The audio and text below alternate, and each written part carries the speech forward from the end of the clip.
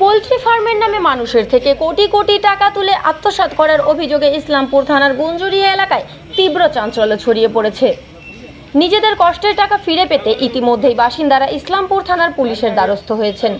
তবে অভিযুক্তদের বিরুদ্ধে দালাল মারফত বিপুল টাকার বিনিময়ে গ্রেফতারি বা ধরপাকড় ম্যানেজ করার চেষ্টা করা হচ্ছে বলে বিস্ফোরক অভিযোগ এনেছেন অভিযোগকারী তৌসিফ রেজা।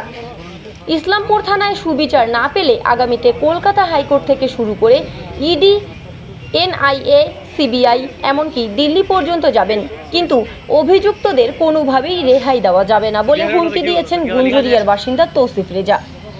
জানা গিয়েছে, ইসলামপুর থানার গুঞ্জুরিয়া এলাকায় কতিপয় ব্যক্তি পোল্ট্রি ফার্মের নামে বাসিন্দাদের ব্যবসায় মোটা অঙ্কের টাকার লাভের প্রলোভন দেখিয়ে টাকা তোলা শুরু করে বলে অভিযোগ। বাসিন্দাদের বিশ্বাসযোগ্যতার জন্য এফএস ম্যানেজমেন্টের নামে স্ট্যাম্প পেপারে চুক্তি স্বাক্ষর করা হতো। চলতি বছরের গত জানুয়ারি মাসে আনুমানিক 25 কোটি টাকা জমা হতেই আচমকাই অভিযুক্তরা এলাকা থেকে উধাও হয়ে যায়। টাকা নেওয়া ব্যক্তিদের এলাকায় হদিশ না মিলতেই মাথায় বাজ পড়ার মতো অবস্থা গুঞ্জুরিয়ার বাসিন্দাদের। ঘটনার বিষয়ে অভিযুক্তদের পরিবারের সদস্যদের নিয়ে গুঞ্জুরিয়া গ্রাম পঞ্চায়েতের প্রধান মোহাম্মদ হুদা একাধিকবার সালিশি বৈঠক করেও কোনো সুরাহা মেলেনি। এরই মাঝে পোল্ট্রি ফার্মে বিনিয়োগ করা তৌসিফ রেজাকে প্রাণে মারার হুমকিও দেওয়া হয়েছে। আজকে থানায় আসছেন, কি কারণ?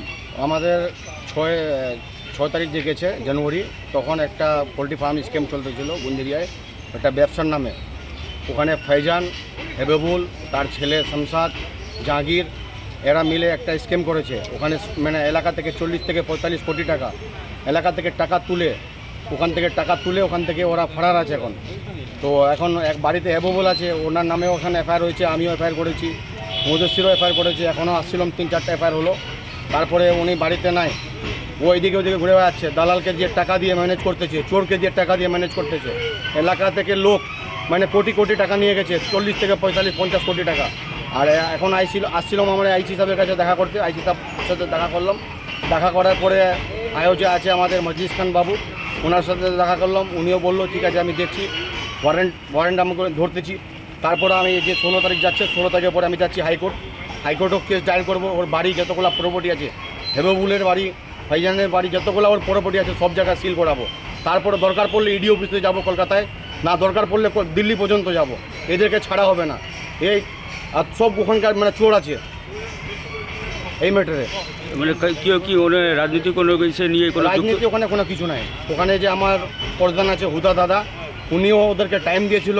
ওনার কথাও ওরা মানে হুদা দাদারও কথা ওরা কোনো ভ্যালু দিচ্ছে না। হুদা দাদা 2-3বার ওদের সবাইকে নিয়ে বসার পরে ওখানকার প্রধান যে আছে হুদা প্রধান, তো উনিও বললো যে ঠিক আছে 1 মাসের মধ্যে নতুনগুলা দিবে। ওরা এগ্রি করলো। তারপরেও বললো 6 মাসের মধ্যে পুরানাগুলো দিবে, রিটার্ন করবে। ওরা কিছু টাকা দিল না। ওরা এখান থেকে আউট অফ ফারার আছে, কোনো পার্টি পলিটিক্যাল জড়িত নাই। হ্যাঁ, লোকাল বডি ওখানে কিছু জড়িত আছে, যেগুলো টাকা চোর মানে চোর দালাল। ফেজান বাড়ি কোথায়?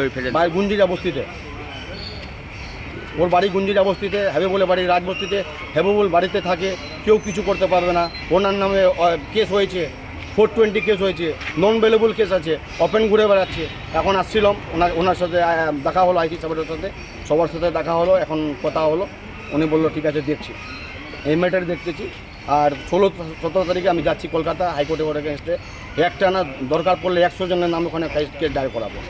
আর এরপরে আমিও দেখছি, আজকে কথা বললাম দিল্লিতে, এরপরে ইডি অফিসে, সিবিআই অফিস, যতগুলো তদন্ত আছে সব এজেন্সি এদের এগেনস্টে নামাবো। দরকার পড়লে এনআইএর টিমও নামাবো, কারণ এখানে কোটি কোটি টাকার ব্যাপার আছে। আপনার নাম কি? আমার নাম তৌসিফ রেজা, গুঞ্জুরিয়া বাজার। তবে পুলিশ প্রশাসন অভিযুক্তদের শাস্তি প্রদানের পাশাপাশি গরিব মানুষদের টাকা ফেরত পাইয়ে দিতে উপযুক্ত পদক্ষেপ গ্রহণ করবে বলে দাবি করেন Tausif Reza. Bureau report, live news.